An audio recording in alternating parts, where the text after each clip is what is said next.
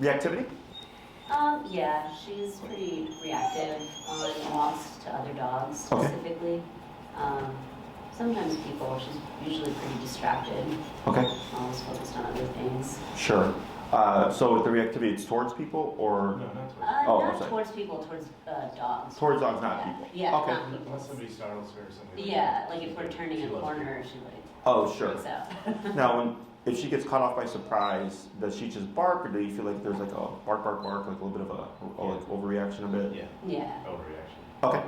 How old is she? she's 6 years old. 6 years old, and you've had her since? 6 weeks. 6 weeks. Oh, wow. Okay. So we've had her Long for a time. really long time. Okay. From rescue or something? Yeah. Gotcha. Where from?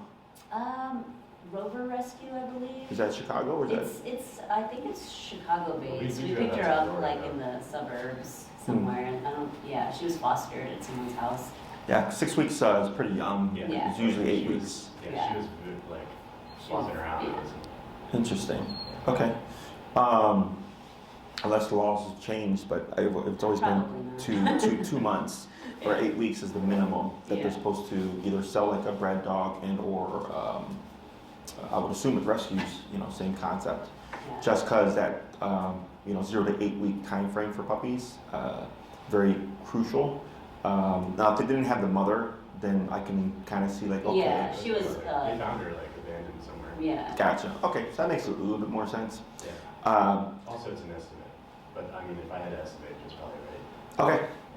So, reactivity towards dogs. Does she have any dog friends? Sort of. She tolerates family Yeah, dogs. Yeah. Okay. But- My brother's a dog. She'll tolerate her, Uh huh. and somewhat tolerates her brother's dog. Yeah. Yeah.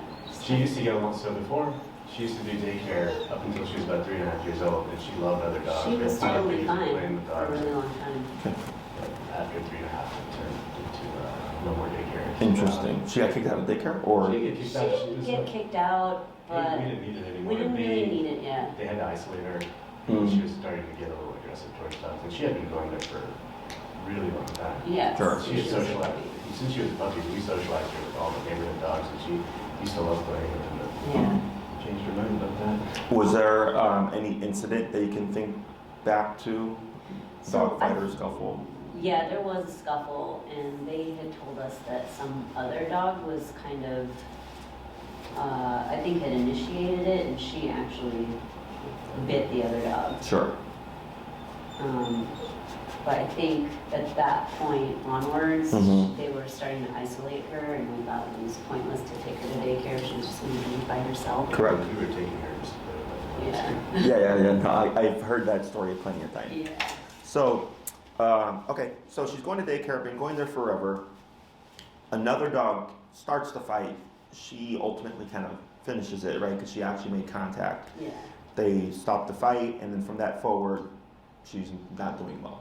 Yeah, pretty Okay. much. And that fell into outside of daycare as well.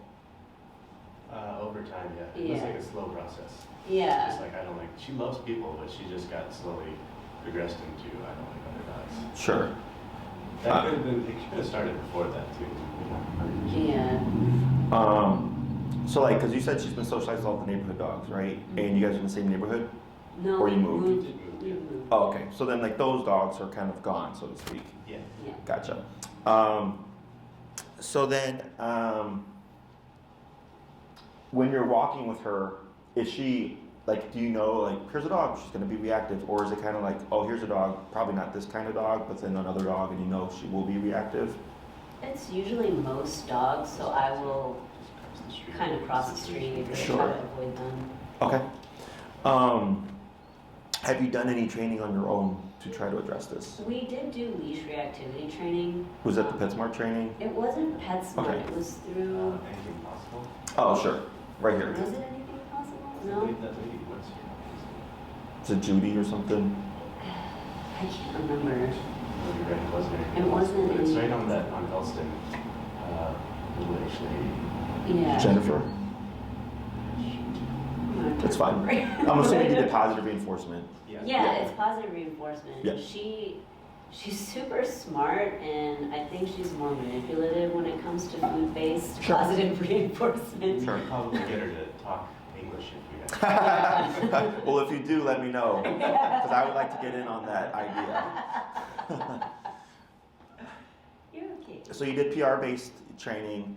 How many classes would you say? We did a level 1 and a level 2, so Did they have blinders? they started off with blinders, Mhm. but eventually towards the end of level 2 we took the blinders off, Away. and the dogs were like all looking at, like able to be around each other. Lucy at least was able to be around other dogs, Sure, but it's like she knows she's getting treats for it. sure. She's like probably the fastest one to catch things in those classes Yeah. too. She's crazy smart. Sure. I like her collar. It's very nice against the black coat. Okay. She's stylish. Anything else that I should know? She can't mind her own business. She can't mind her own business? She No. can't. She's She's like- so nosy about what's going on, Yeah. like everywhere else. Yeah, she's very nosy, especially even on walks. If she sees like some skateboard fly by, she'll keep her head turned Yeah. for the whole walk. Leave it works for a second, and then she'll turn away, but then like immediately turn back around. Sure. Okay. I'm assuming before reaching out, you did research or read up at least on how I train and our methods here? Yeah, with the e-collar. Sure. Do you have any knowledge yourself about those tools or no? Not really. I mean, I've seen them. Okay. And I've looked at what I kind of shop myself with one. Sure. But, Okay. yeah. Well, I'll explain it further and I'll just like explain how the process works and like realistic expectations and stuff. Yeah. So e-collar and prong collar are primary tools of choice here. Really, it's e-collar. The only time I use prong collar is if we're dealing with a puppy younger than 6 months. We have to we use what's called pressure work. So we have to introduce the dog to pressure because e-collar is a foreign thing to dogs. They're not meant to have their necks contracted.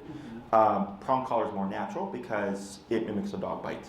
Okay, so for puppies under 6 months, or even just puppies in general, we always recommend doing at least 2 weeks prong collar to ease them into pressure, and then we upgrade them to e-collar. And by that point, we should be fine. If we jump into e-collar for a puppy too young, they tend to be a little dramatic about it. We can work through it, but for the owner, it's the psychological thing, right? That's always the thing. So e-collar is just a miniaturized TENS unit. If you've ever been to a physical therapist or chiropractor, stim therapy, it's the same technology, okay? So it's a muscle contraction. You're not electrocuting your dog. There's not electricity running through the body like a current.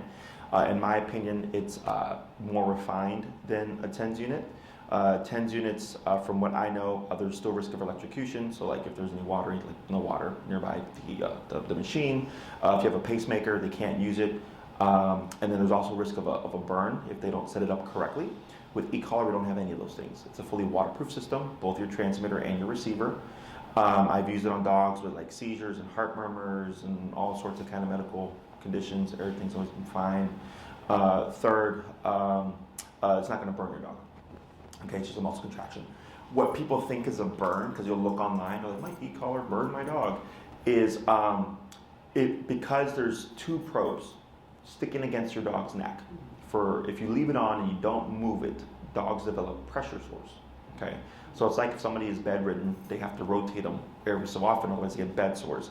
It's the same thing. Okay, so it's 2 things here. They don't move it for like 2 days, and all of a sudden they see something here and like, oh, it burned my dog. No, it's because the dogs develop pressure sores. Okay, so then it scabs and the fur falls out, and then the fur grows back and everything's back to normal. But it's not going to burn your dog. Okay, if there is a collar that's burned a dog, it's most likely because it was not a professional grade collar. Okay, so the collars that we use here are very different than the collars you may find like on Amazon. Okay, so I've built my career on using solely a remote collar. In my opinion, it's my go-to tool. It's the best tool there is because right off the bat, you get off-leash control. I know a lot of people comment on like, oh, like you're just lazy and you don't want to build a relationship with the dog. That has nothing to do with it. You guys are just dog owners. You're not dog trainers. You're not trying to spend years or like hours a week to try to get functional or training that actually works. right? You would like something that you can do, that's realistic and is effective, right? Other methods tend to fall short to some degree. Okay, so there's pros and cons to everything. With food only, you're in a controlled context at the facility that you're at, and because of the controlled context, most likely your dog did well, right? But life is uncontrolled. When you turn a corner, when you're walking, maybe somebody's dog is fine, and then their dog blows up at your dog at the last second, right? There's a lot of things that you can't control outside. Okay, so that one doesn't work because of that reason. But then also, if your dog is under stress because they're perceiving threat from another dog, they're not caring about your reward. You know, like if you're in a burning building, you're not like, let me grab that brownie before I head out. You're like, just get me out of this building, right? So that's like the dog, because the way we see the world and the way they see the world is different. So I get some dogs that legit freak out and they're panicked. And we're just like at the park, right? And the owner's like, I don't understand it. Why is my dog so scared? It's like, because the dog perceives threat from everyone and everything, and your dog is overwhelmed. You got to set the dog straight, right? So food's not going to matter there. Also, if she's off leash and is doing something more rewarding, like chasing a squirrel or something, and you call her and you wave your reward, she's going to look at it and go like, I only get to do this every so often. So I'm going to opt for this instead. And you have no means of making it happen, right? So that's where that falls short. Other tools like your no-pull harness, gentle leader that goes over the snout, prong collar, slip chain, great tools. Well, at least slip chain and prong collar. Gentle leader too, up until an age. I don't like harnesses, I'll explain that as well. But once you take the leash off, you're limited. Again, I don't have control over the dog. If the dog's off leash and decides to do something, even if it's a prong collar, which is a consequential tool, I can use it to correct things. The dog goes, well, you don't have a leash on me, so good luck trying to correct me with the collar, right? So I don't have control there. E-collar, on or off leash, does not matter. I press a button, I have communication with my dog, okay? It's really just the psychology behind it that people struggle with, okay? Because they think they're electrocuting because it says, you know, electronic or e-collar or whatever. When it comes to the harnesses actually promote and can create reactivity. Okay, now I know you have a no-pull harness. This, in my opinion, is an oxymoron because harnesses are meant for pulling. Huskies wear harnesses to pull sleds, horses wear harnesses to pull carriages, right? So unless your dog is pulling those tires for those like competition things or is going to be pulling something, harness has no function in training, okay?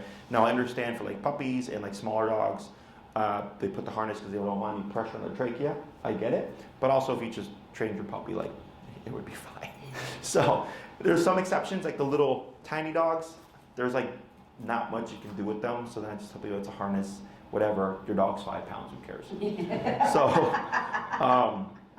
but when it comes to these guys, and I'll explain like her stuff, the harness can work against you, okay? So like a lot of my clients will get a puppy, and at like 8 weeks or whatever, they put them on a harness, and they have a friendly, you know, happy-go-lucky, meet everybody type of puppy. What happens is they have them on harness, and when a puppy or dog feels pressure on the chest, they have a thing called opposition reflex. Are you familiar with this? It's whenever they want to go against pressure. So if they pull forward and you pull back, they pull more forward. If you pull back, they pull forward. You pull left, they pull right. They always go opposite to pressure, okay? So on the harness, because it's on their chest, it really incites that instinct. So let's say you're walking with your puppy, you see your neighbor's dog. A lot of times people in the beginning, because they want to protect their puppy from viruses, or they don't want their puppy to annoy the dog, right? They'll pull their puppy back, and now the puppy's like, let me say hi, and they keep pulling and pulling, go, nope, we're going this way. Now the puppy starts to get frustrated because they did not get to perform the action, okay? And we repeat that. Every time we see a dog, we always just pull the puppy back, pull the puppy back, pull the puppy back, over the course of a few months to a year. All of a sudden, happy-go-lucky puppy becomes frustrated puppy because they never get to, kind of like with the kid, if you don't ever let them do what they want to do, you're going to get frustration, right? Same thing with the dog. You keep pulling them away, you're going to get frustration. Frustration eventually becomes agitation, and the dog starts thinking, every time I see a dog, I feel negative tension. So that must mean this dog is not trusted or trustworthy or whatever. Now we start to create distrust. And then agitation goes to potentially aggression, okay? And then reactivity is a symptom of all that stuff. So in protection training, when we train a dog to actively be aggressive towards a person, or we want that behavior, we put the dog in harness. And we have someone pulling the dog back to create frustration. And we have another person who creates suspicion and agitation, who's behaving oddly to invoke that from the dog. And then when the dog starts to build up, we pat them, we praise them, right? Good boy, good girl, to create more of that. So people also do that as well. So like, let's say the puppy is barking at another dog because they want to say hi, and then the owner goes, it's okay, next time, it's okay, right? I know what the owner is saying. I know the owner's intention, but the puppy just thinks, you want me to keep doing this. So every time I see a dog, because remember, petting is a reinforcer. Reinforcers are for things you want to see again. Does it make sense? Mm-hmm. So if you say sit and your dog sits, you want to see that again. You give reward, you feed, that's the reinforcer. You pet, that's a reinforcer. So the dog learns, if I want that reinforcer, I'm going to do this again. Does that make sense? Mm-hmm. So that's how people are unknowingly creating reactive dogs or creating issues in dogs, okay? Because the way our brain works and way their brain works is pretty different, okay? So harnesses promote pulling. They also promote more reactivity, okay? And when your dog is properly trained, you're not going to need the harness. You would just walk your dog on the flat collar and then your remote collar on or off leash, depending on the level of control you want. Any questions so far? So in your case, whether or not it was happening prior, I do think the dog fight had a big part of it. I typically don't hold. She's like, me too. She's like, I agree. Most daycares aren't structured. So like right now, I believe we have 30-something dogs back there, and they're all right here. You would hear them. It's quiet, okay, because we run a structured daycare. Most daycares do not run a structured daycare. It's usually like a free-for-all, right? So it can be very stressful for a lot of dogs, despite the fact that the dogs are playing. Certain dogs are overwhelmed. You know, so like not everybody likes going to a party, right? Some people just like sitting home with a couple of friends. So same thing for dogs. Some dogs don't really like going out to the daycare, but people are not aware that the dog is under stress, you know, because they just put the dog in a room, no one's really caring. So that can be part of it. It can be she was great, she was having fun, and then all of a sudden the dog started to fight with her. And then what happened was, since it was most likely not handled correctly, it now created distrust. Okay, so funny thing about dogs is they don't generalize obedience, but they will generalize behavior. So what that means is sit at home, sit at PetSmart, sit at your training facility are all different for the dog. So just because they know it at home doesn't mean it'll transfer in other environments. Okay, they don't generalize. However, I've had her and plenty of other dogs.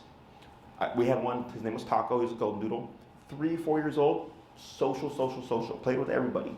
Got attacked by an off-leash dog, next day, dog aggressive.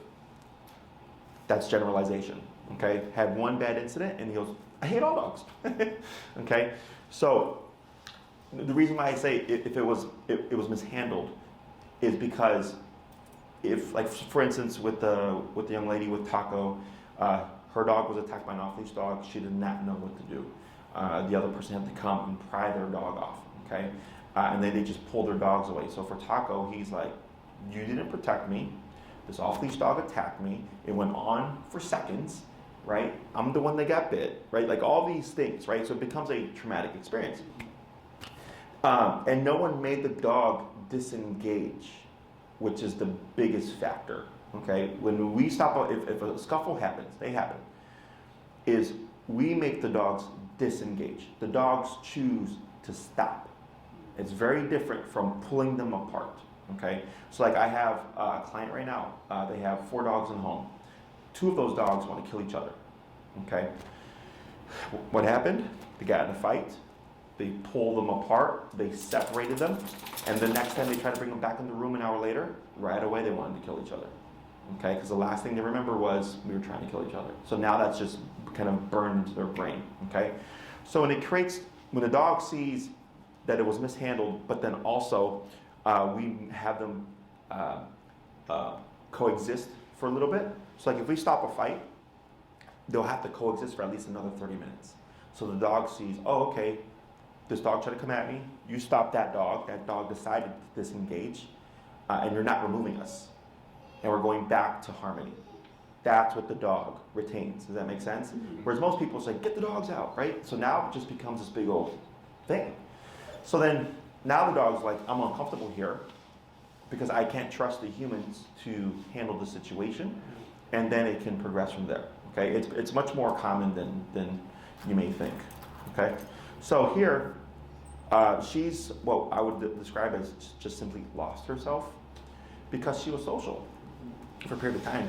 Now, there may have been other things like that we weren't aware of that are kind of cropping up, but I'm just going by what I've heard. She also started marking a lot more right around that time too, right? Yeah, she. Like she lifts her leg and pees on fire. Yeah. She marks a lot more than Sure. she's got. My child makes did that too. You know, What? my child makes. She would like go up and like, you know, Oh, she was okay. female. She would like go and like lift up her leg and pee on fire hydrants and Okay. stuff. So, and behaviors can change throughout the years. Like I'm not the same person I was, 10 years ago, all that stuff, 4 years ago. We're constantly evolving. Same thing for dogs. Except dogs will stay pretty consistent if the owner's consistent, okay? Which is nice because as long as the owner's consistent, the dog really shouldn't deviate much from what they have once the dog's an adult. So we have 2, or technically 3, pivotal psychological shifts in animals, or in dogs at least: 6 months, a year, and 2 years, okay? 6 months would be, 6 months and beyond is terrible twos brain, 1 year and beyond is teenager brain, 2 years and up is adult dog.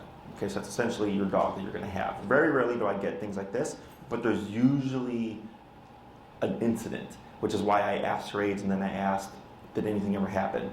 Okay, just like with Taco, because we got him when he was 5 years old, and the attack happened when he was 3 to 4 years old, right? So same thing, social dog, and then just flipped. So now with Taco, we were able to get him back to sociability with us and with the owner in controlled contacts. He was no longer the dog that could say hi to any dog, which is not realistic, okay? So I don't worry about stuff like that. So in some cases, because she was social as a younger dog and puppy, we go back to that. If I have a dog that the owner that's reactive or dog aggressive, and the owner's like, yeah, they were indifferent to dogs when they were a puppy, or like this problem was evident when they were a puppy, then I'm like, probably not going to happen because that's just your dog. Does that make sense? Mm-hmm. So I can't make anything happen that's not there. So the way we'd approach this case is the first thing we always teach is heel, which is walking on a leash with a remote collar. Heel is super beneficial to the dog. One is if you put an e-collar on a dog and you just press the button and they don't know what it is, you'll probably see them try to move around or move away from it, okay?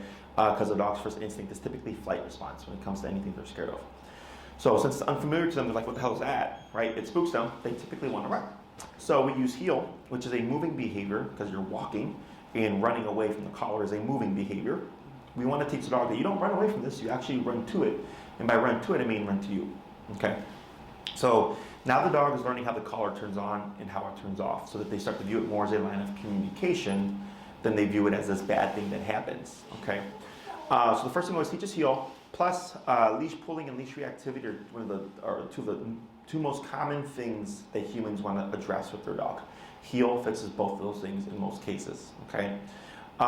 So once we teach the heel, and it's me teaching you to teach her, have you watched any of our training videos?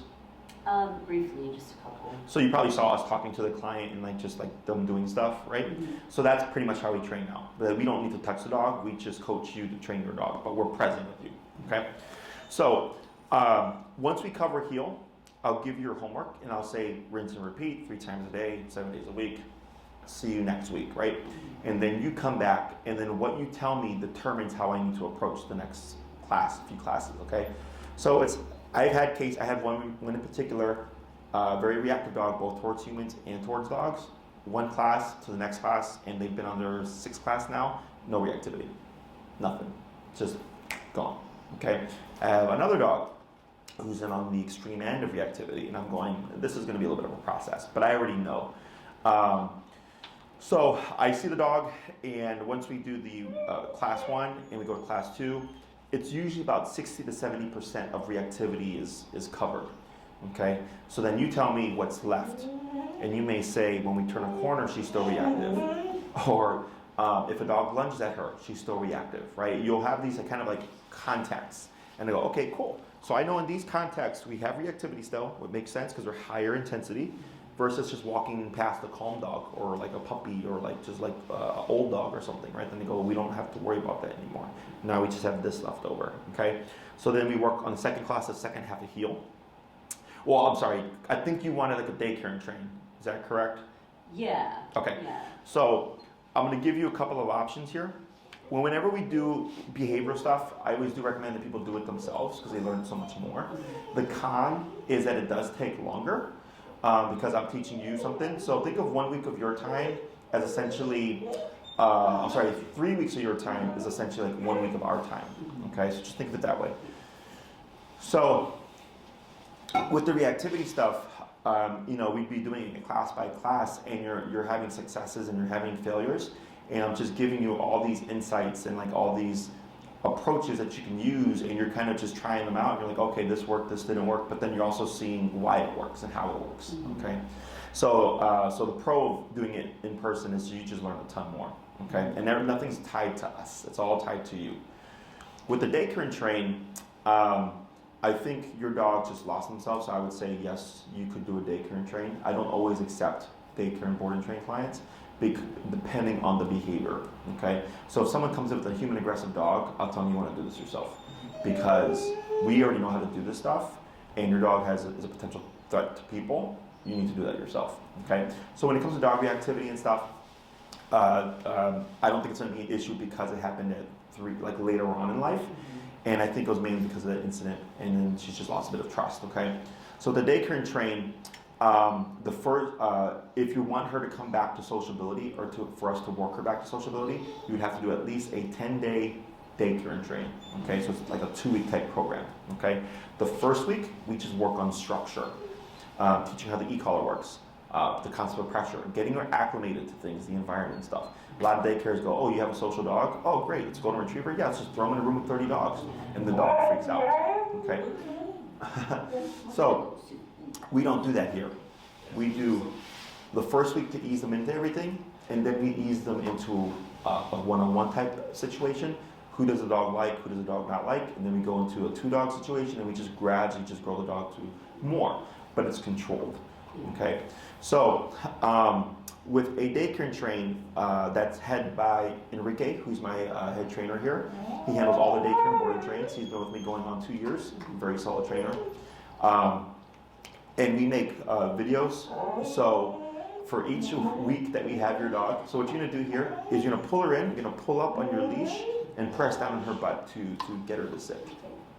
Right? Just like that. And you're going to relax. Okay. If she stands up, I'm going to have you repeat the process. If she starts to moan at you, don't pet her, because remember, what is petting? Oh, it's reinforce it, right? So now you're telling her, like, yes, you can keep doing this to me, right? So once she realizes this is not being reinforced, she should try something else and or stop, okay? So, yep, and then up, and then press down on the hindquarters, just like that, okay? So, in response to COVID, because pre-COVID I used to travel to all my clients, now clients come to me because they don't want me going through the homes. We started filming everything, okay? So now, because now that it's verbal instruction, and you're doing everything yourselves, it's a lot of information, okay? So for the daycare and training program, one thing that a lot of places, in my opinion, fall short on is they train the dog, and they go, here, your dog knows sit, stay down, come, place, heel. Here's 15, 30 minutes of our time. Thank you, right? That's nowhere near enough time to learn what your dog has done, especially if your dog has been with them for at least 2 weeks, okay? Is that we do what we call an explanatory session video, which is the first week, the dog is learning sit, stay, down, come, place, heel. So 6 commands on the e-collar, and you're seeing your dog learn for the first time how they're responding to the e-collar. Some dogs respond really well, some dogs freak out a little bit, some dogs panic because that's just the dog, that's not anything that we're doing, but we work them through it. So the owner sees, oh, my dog is a very flighty dog, but Enrique worked the dog through it, and I saw how he worked the dog through it. So they watch the video, so it's essentially like having a training lesson, but on the video. They'll view it, and once you get that video, you can now start applying stuff, okay? Anything that you understand from the video, you can start to apply. So then you get follow-up sessions as well. So then let's say you did 2 weeks, you watch your first video, you bring your dog in for the second week, we show you the next level, excuse me, because socialization is a thing that you're interested in, they would do that as well, to show you how your dog is doing. Then you set up a follow-up session with Enrique. Okay, now you can also set up a follow-up session sooner, but I always recommend that people do it once they've viewed the video, because you're going to get a lot more value out of that follow-up. okay? So if you watch the video, you're like, hey, Enrique, everything makes sense, but we still don't understand how to handle reactivity, and we're having a couple of instances of reactivity. Then you'd have a lesson with Enrique on, okay, this is how we handle reactivity. Does that make sense? Mm-hmm.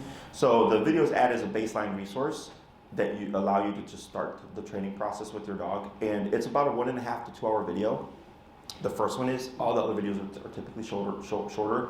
For every week that we have the dog, you get 1 video. So if someone does a 4-week boarding train, they're getting 4 videos. Okay.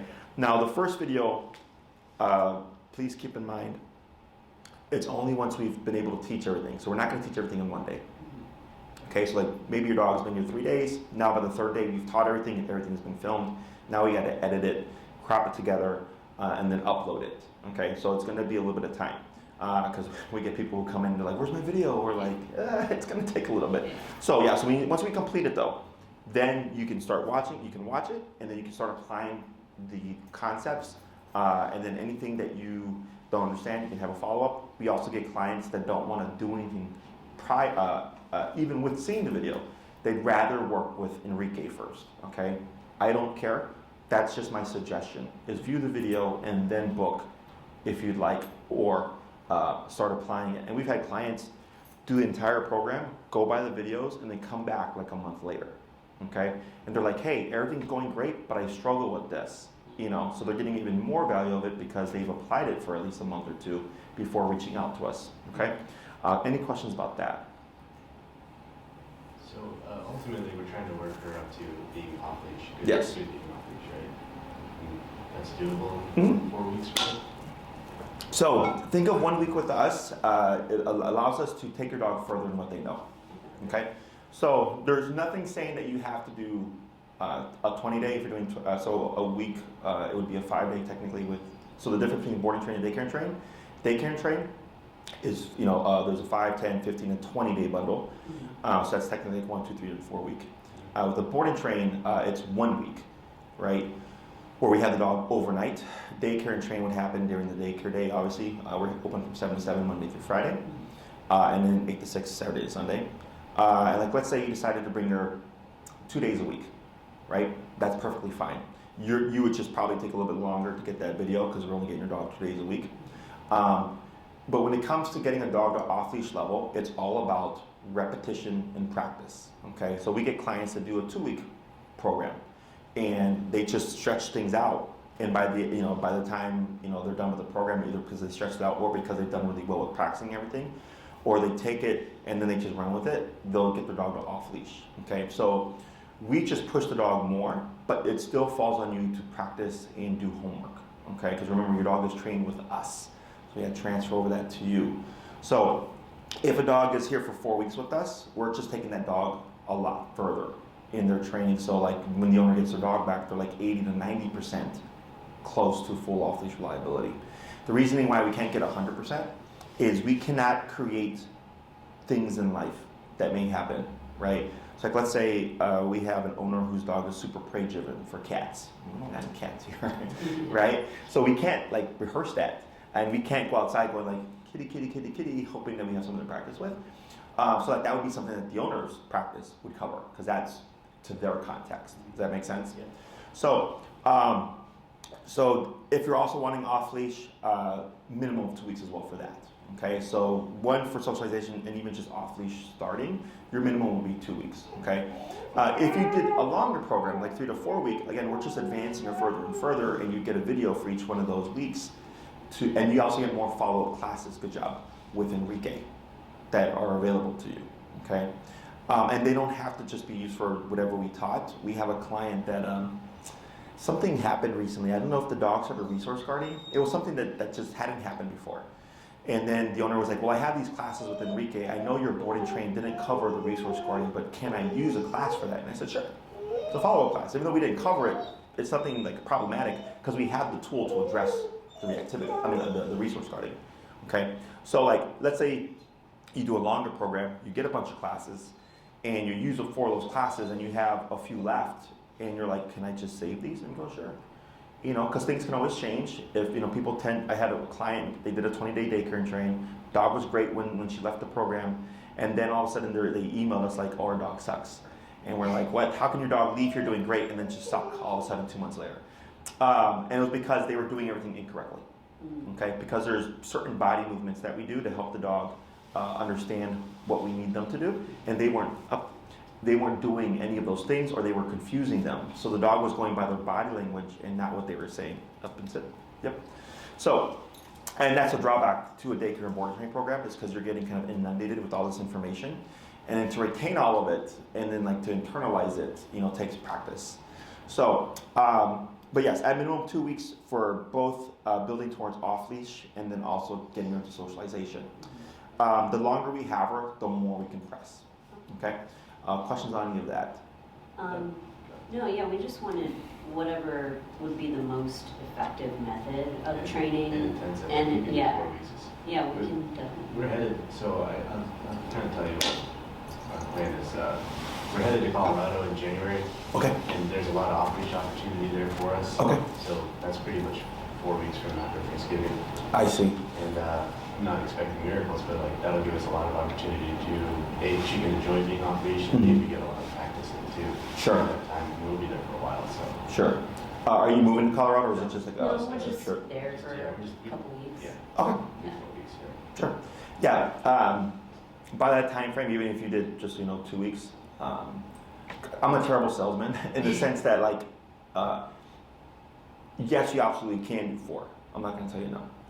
It's just that I look at the dog and then the lifestyle of the owner, and I go like, well, is this really needed or realistic? Because I know what I can get done. Obedience is the easiest thing. Reactivity and socialization is more complicated. Okay. So let's say you even just got, because with the holidays we're going to be busy, with a bunch of dogs and then boarding dogs and all that stuff, is that I don't want to upsell anything, and then it's like your dog's here on Thanksgiving and we have 50 dogs here, and we're trying to get the dog trained and everything like else in, because we only take so many dogs at a time. Like our boarding trains, we only take no more than 4 at a time. Same thing with daycare and trains. We limit ourselves because I don't want to have 8 dogs at once, and now our quality of training is dipped. Okay. So, but if you're going to be returning, that's not a problem, because then this way, if let's say you did a 4-week program, you don't have to do it all sequential. Like some people do 2 to 3 days a week, some do Monday through Friday, but it's all about time. Okay, so the people that do 2 days a week, it works really well for them, because if they do a 20-day, that's 10 weeks essentially of training that not only that we're doing, but they're doing when they have their dog outside of here. Does that make sense? Yeah. So just as a heads up to you that. Stretching things a little bit, because trust me, for off-leash stuff, by the 2nd week we're already going into that. Okay, there will be limitations because it's only a 1 month or 2 month-ish kind of time frame. Is you're going to need a long leash for security measures. Okay, so the long leash, we use a 30-foot leash so that in case the dog makes a mistake, something spooks the dog or whatever, and we're still in the early stages of training. We still have some kind of safety net, okay? Because it's not just your dog, it's you. So let's say your dog is super well trained, but you're just learning what your dog can do, and someone blows up a firework and your dog takes off. Well, now it's like, oh shit, what do I do here? And that's all stuff that we do cover, but that's what we call handler skill, because you're learning how to adapt to a situation that you're, because most training is like controlled context, right? They don't really account for those things. And fireworks blowing up is one of the most common reasons why dogs run away. It's happened to quite a number of my clients. But because they know how to think on their feet with the collar, they were able to return their dog. Without that, they wouldn't have been able to, right? But it was because they understood the tool. Does that make sense? So, so if you did 4, I would probably say stretch it out and not try to cram it all in prior to your trip. You'd get more value by actually stretching it out. And then once you get your videos and applying it, I think that's when you're going to get your most value, whether you do a 2 to 3 to 4. Okay? Other questions? So ultimately, there is a reasonable chance that she could be off leash with other dogs around and still follow us. Yes. Yeah. Unless she's, I've been wrong in the sense that it comes down to the intensity of the reactivity. Remember, the obedience is not hard. It's easy. It's the behavior.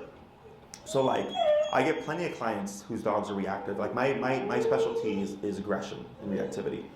That get off-leash reliability with their dog. The ones that don't, a couple of reasons. One, they feel bad about the tool, so they don't reinforce it like they're supposed to. Okay, so if your dog knows like you're not going to reinforce this, your dog is not going to listen. Okay, so that's a very big factor. Two, if the dog is crazy reactive, the reactivity is more rewarding to the dog, that they're willing to gamble it. Okay, may I see your leash? Yeah. That the reactivity may override the obedience. Okay, so, but I don't think in your case because of how it happened. Okay, I can usually tell the intensity of things by how it happened. Yeah, I mean, we went to Colorado, same place last year, and we were able to take her off leash with dogs really far away, and it wasn't so bad. Mm-hmm. Yeah. Yeah. Once you get structure in the brain, you're gonna notice like, whoa, like that was pretty quick. Yeah. Okay, because dogs bite each other, and we're taught that being like using physicality with dogs is wrong. This is a dog bite. Okay, it's 10 stitches because the dog did not want to go in the kennel. That's it. Okay, so logically speaking, doesn't make sense. Like, why would the dog bite you? Just didn't want to go in the kennel. Like, because the dog didn't want to go in the kennel and made sure I'm not going in the kennel. It bit me. So that's what dogs are lacking, is no one wants to give them physicality. And yes, it has to be physicality that they understand that is appropriate to the dog in the situation. I get that. But everything tells you e-collar is wrong, e-collar is a torture, you know, prong collar and all that. You're torturing your dog, you're hurting your dog. That's all propaganda to dissuade dog owners like yourself from using those tools, right? It's there's a very big split in the dog training world between positive only and trainers like myself. I'm not against any method that works and that is humane for the dog and the owner. So positive only is like, they go by how they feel about something. Oh, you're shocking your dog. I'm like, well, if you really educate yourself, you'd understand they use this technology on humans all over the place. So it just shows you the ignorance. I mean, ultimately it'll improve her life if she can be off leash. Correct. So, With control, you get freedom. Yeah, exactly. exactly. That's what I tell people. Yeah. You know, I get dogs that the owner withdraw because the dog is so reactive or antisocial, they can't have people come over, right? Just did an in-home visit this past Monday for that. Doing another one tonight, can't have people come over. And all of a sudden I come in with these tools and now the owner can have their life back. And the dog can have a life now.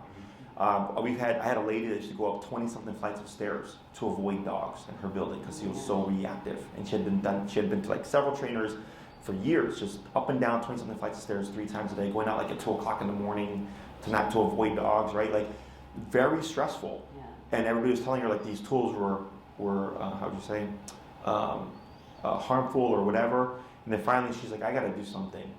And then I remember when she called, because that was at a time when I was still answering my phone. I didn't have Maria. And I was at another job because I was working 2 jobs because I was just starting my business. So it was a while ago. Yeah, within 2 to 3 classes, getting on the elevator with dogs, no more 20-something flights of stairs a day, having a normal life, dog made friends now. And that was a dog that she always, was withdrawing from. So now he has a couple of buddies that he can play with. He gets to run around off leash. Control equals freedom. I'm not trying to make a robot, okay? But I do want a dog that is not reactive, or we have the ability to stop the reactivity in intense situations that we could not control. But then also like go hiking with your dog. Yeah. Go to a patio at a restaurant with your dog and have your dog just lay at your feet and stuff. Totally. Okay. Yeah, that's all. Other questions? How long have you been doing this? Just out of curiosity. 10 years. Yeah. So lots of experience. Yeah. Lots of things going wrong. Yeah. Lots of things going wrong at this point, and then recovering from it. At this point, there's like nothing that really surprises me. Sure. Yeah. So. But this is our niche and our specialty. And if you'd like, just go to my YouTube channel. You can go to my website. If you scroll down a bit, you'll actually see a picture of a pitty smiling like in the sun. So that was a very intense reactivity case as well, both humans and dogs. And the video that you'll see on the homepage of my website is a more condensed video that I edited to be informational. And within the class, so the dog was trying to lunge and get at me at the beginning of class, and at the end of class, you see me touching the dog with my sleeve, and the dog was completely not caring because the dog's stress levels are about from here down to here. Okay, so reactivity and aggression is not the problem. it's stress, it's the distrust, and you have a nervous dog, by the way, I forgot to mention that, you have a nervous dog, Yeah. which is the cause for the reactivity. So once we stabilize all that stuff, because I cannot make your dog unnervous, okay? But I can teach your dog, and we can teach your dog how to handle the nervousness better, and I can teach you how do you handle a nervous dog, okay? I mean, it's just like a person with anxiety, right? They don't get over the anxiety, they just learn how to handle it. They may take medication or not, right? But they learn, okay, I have anxiety, and this is how I live my life, blah, blah, blah, blah, and this is what I do in these situations. I know how to handle it now, okay? So, same thing for dogs. And you see how she was able to calm down now, because I did do physicality with her. I don't know if you saw me do this with my hand, and I pressed against her. That was low-level physicality. Are you familiar with Cesar Millan, the dog whisperer? This is his methodology. So he does the Caesar touch, where he jab the dog to correct them. She hasn't really done anything to that degree.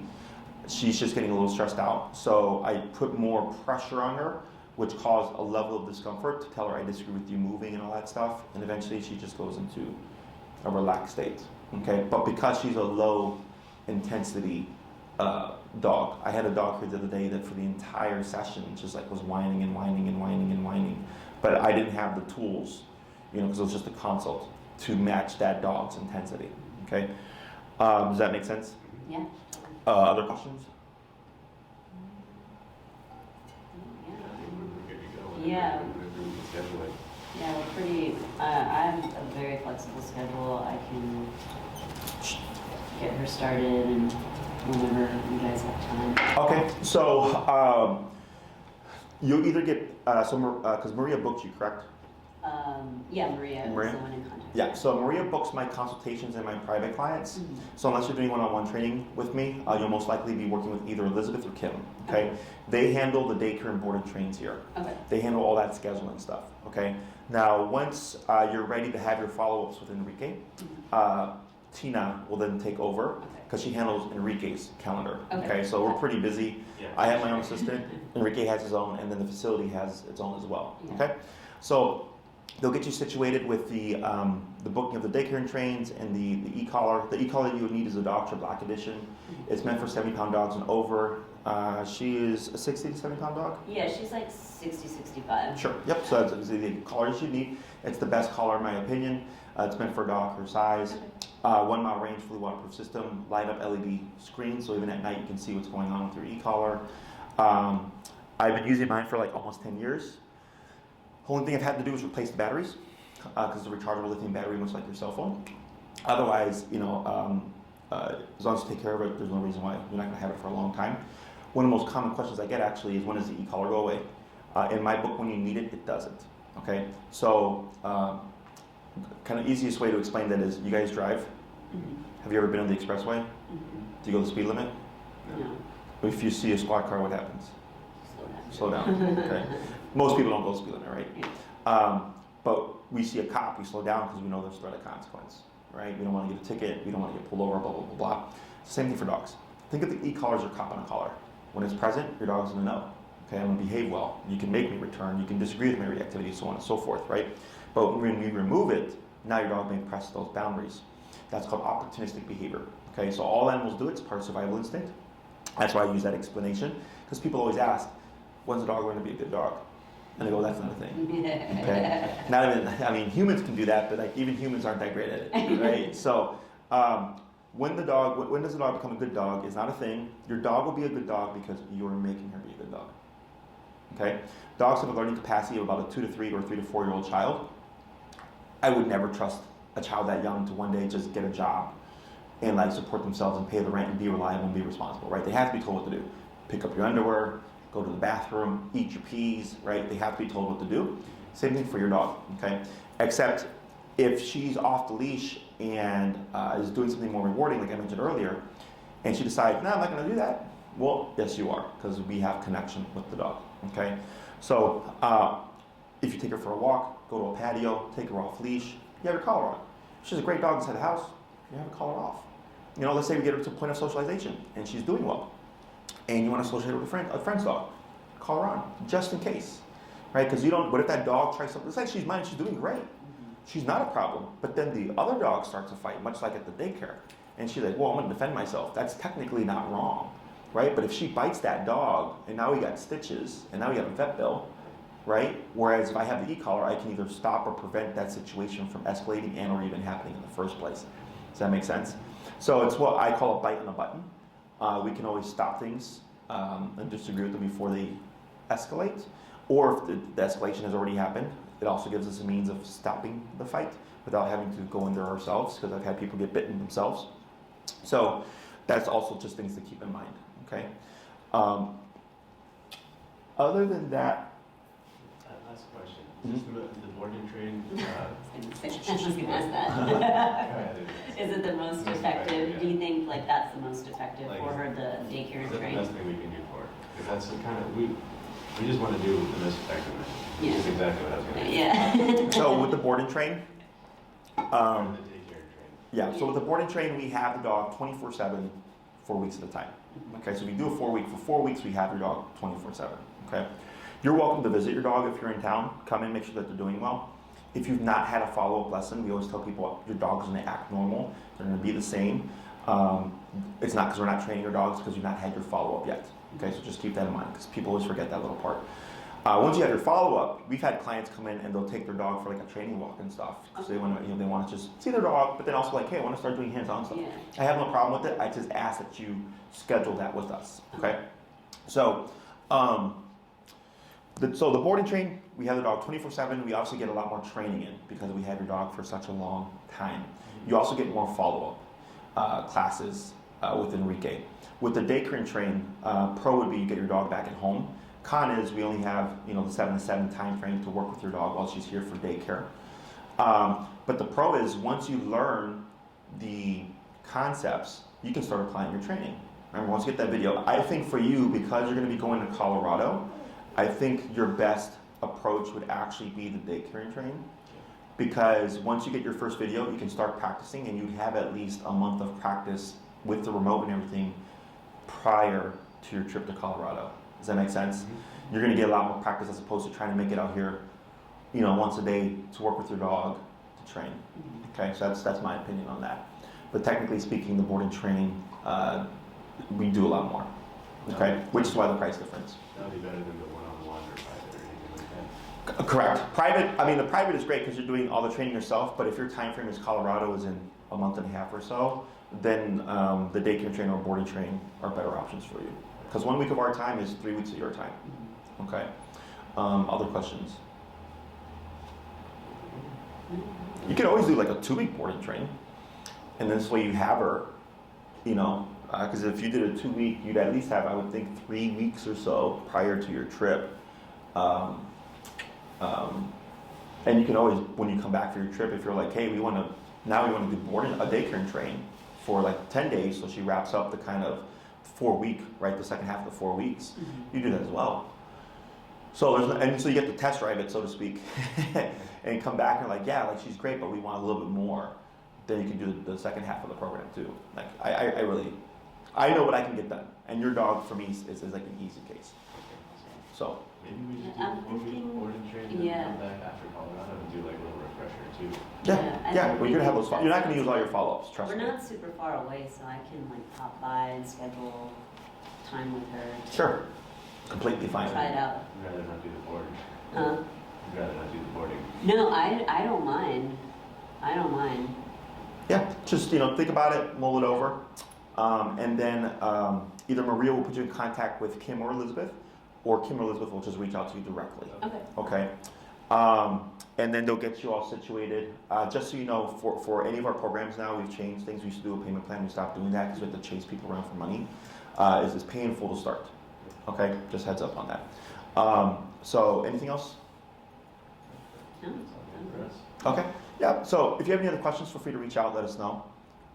And then if you just want to see how the process works, or maybe get an example of what that videos are going to look like, go to our YouTube channel. If you look under board and train videos, if you click on that, you'll see what are called the explanatory sessions. Week ones are always great to watch because that's the longest video. That's going to be very similar to your video, but it'll be with your dog.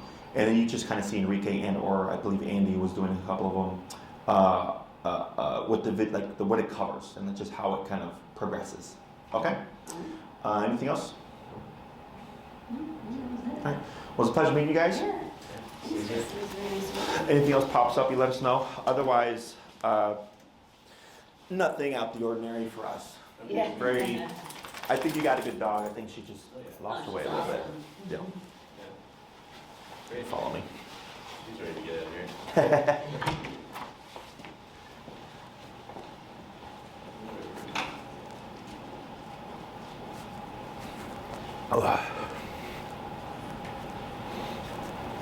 If you have any other questions, just let us know. Enjoy the rest of your day, guys. Take care. Happy Thanksgiving too. You too.